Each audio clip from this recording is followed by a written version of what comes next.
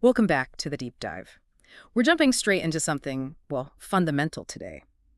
Inner peace. It often feels so slippery, But then you see this Harvard research saying 40% of our capacity for it is actually within our control. It really is a fascinating paradox, isn't it? Yeah. We seem to have this kind of happiness set point, but that deep, lasting peace often feels just out of reach. Right. So today, our mission, if you will, is to explore that gap. How can we actively, practically cultivate more peace? We'll be looking at neuroscience, some ancient wisdom, too. Okay, good. Because the challenge you mentioned is our own brains, how they're wired. Exactly. Our brains aren't always naturally geared towards just being tranquil. They have other priorities sometimes. Okay, let's unpack that then. How exactly does our brain get in the way? What's happening up there? Well, first off, there's the negativity bias. Our brains are almost like Velcro for bad experiences, but Teflon for good ones. Yeah. Constantly scanning for threats. Ah, the threat detector. Yeah. Then you've got hedonic adaptation.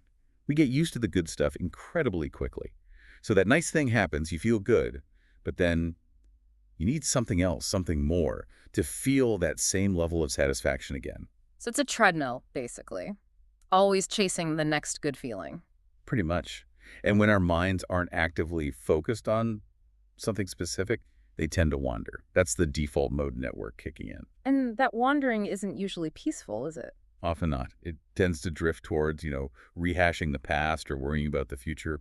Mental time travel. Okay, so we're threat spotting, never satisfied machines, prone to worrying about yesterday and tomorrow. Sounds like a recipe for not being peaceful. It can certainly feel that way sometimes. But that 40% figure, that's still really hopeful. It means we can do something. So how do we actually, take the reins? Yeah, absolutely. Think of it less like fighting your brain and more like strategically outsmarting some of these default tendencies. A really useful framework is what we can call the 4 pillars of inner peace. 4 pillars. Okay, I'm ready. Let's hear them. Great. Pillar number 1 is present moment anchoring. We're in that mental time travel. Yeah. Well, Yale research suggests almost half, 47% of our unhappiness stems directly from our minds wandering away from the present moment, dwelling on the past, worrying about the future. 47%. Wow. Okay, so the key insight is peace is now. Exactly. Peace isn't a destination you arrive at later. It's about how you perceive the current moment. So how do we do that? How do we anchor ourselves when the mind naturally wants to drift?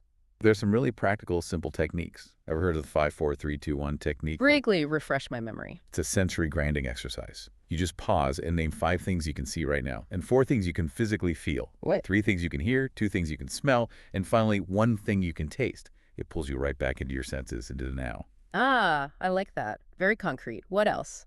Single tasking, sounds obvious maybe, but really focusing fully on one thing instead of juggling cuts down that mental chatter. And don't underestimate nature. Yeah, just 20 minutes spent outdoors.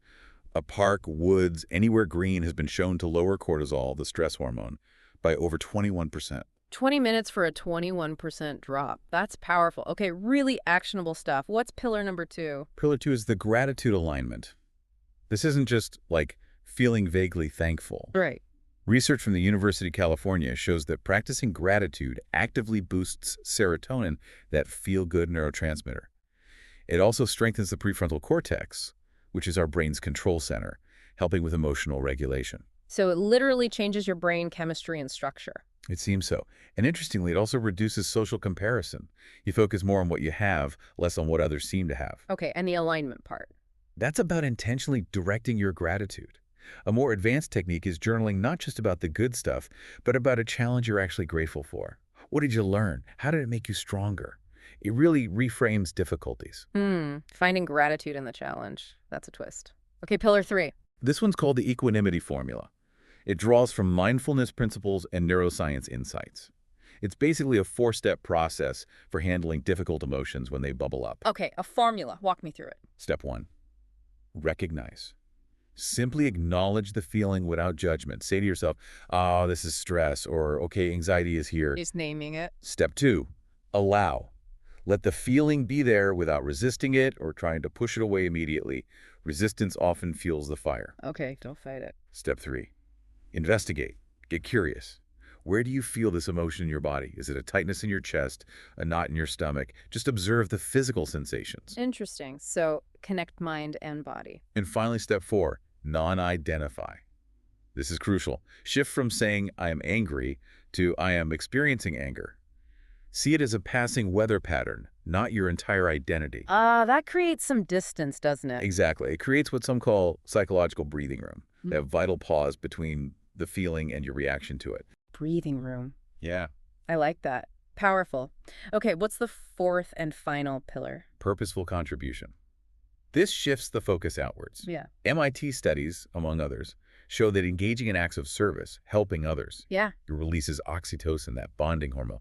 This fosters connection, reduces our own stress, and brings a really deep, lasting kind of satisfaction that hedonic adaptation doesn't erode so quickly. So helping others actually helps ourselves find peace. It really does seem to. It pulls us out of our own heads, reduces that tendency to ruminate on our own problems, and connects us to something larger. Peace can genuinely grow through service. That's a great point. Focus outward to build inward peace. Now, quickly, you also mentioned some peace hacks from the pros, like quick tips. Yeah, these are more like supportive habits that make the pillars easier to maintain. Things like morning priming, setting an intention for your day first thing, Okay. taking regular digital fasts, schedule breaks from screens to reduce stimulation, creating a small sacred space in your home, just a quiet corner for reflection. Yeah. And a big one, focusing on building habits through rhythm rather than relying solely on willpower. Small, consistent actions add up. Rhythm over willpower. Makes sense. So it's about weaving these practices into daily life, not just trying hard sometimes. Precisely. It's a practice, not a perfect state to achieve.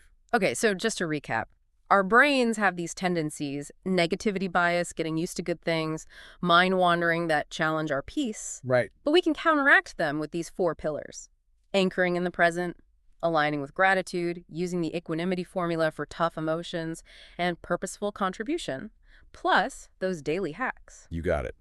By understanding our wiring and consciously applying these strategies, we really can cultivate that 40% within our control. So as we wrap up this deep dive, what's one final thought you'd leave us with?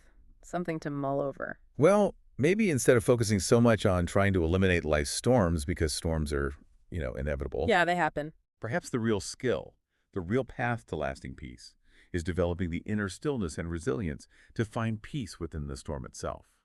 Finding that calm eye, even when things are swirling around you. That might be where true peace really lies.